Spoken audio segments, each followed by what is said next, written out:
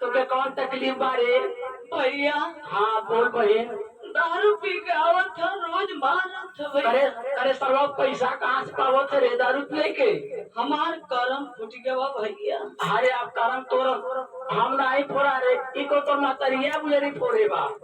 अरे भैया अंगूठी सिकड़ी हाँ जवन कुल दिहे रहा सब बेच के पी डाले बा। चल सारे के खिचड़ी लेके आप तो गुजरो भाई से पूछो, घबरो मत।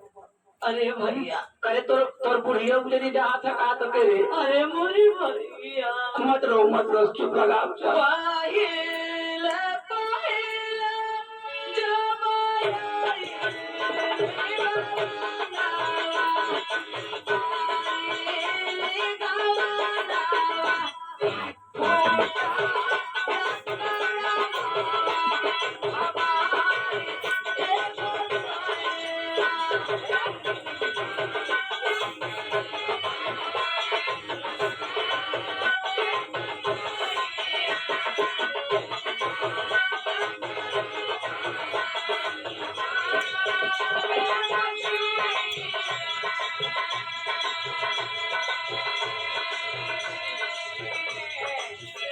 भैया हो आकारे बहन।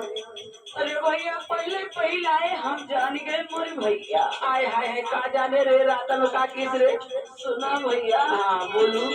ऊंचे ऊंचे मालिया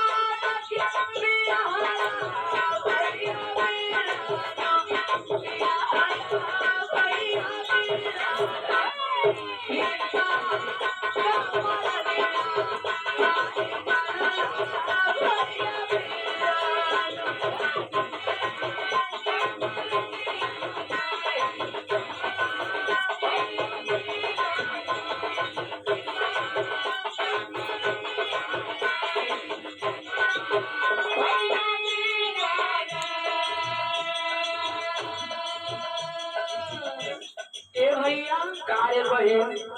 भैया हो कारे अरे भैया करे तो के सर्दू धैलिए बा कारे? काहे ने कुरवा तो बहुत अरे तो के मछली नहीं खियाव का सरवा रे?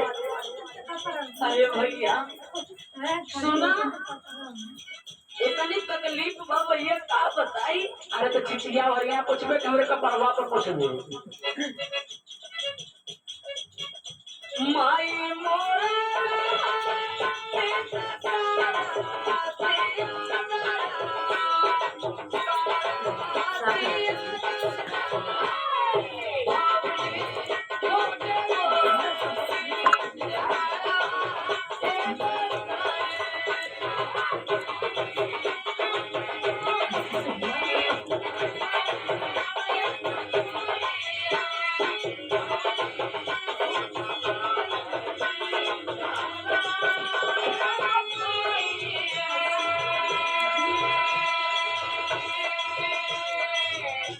भैया कारे बहन। बहुत तकलीफ बा भैया। चल चल अब तकलीफ बा का करे? चल अब तो के लिए आए चलो जैसे तो ना देना रखे ना उसे रखो का कर। ऊंची ऊंची मालिया भैया मेरा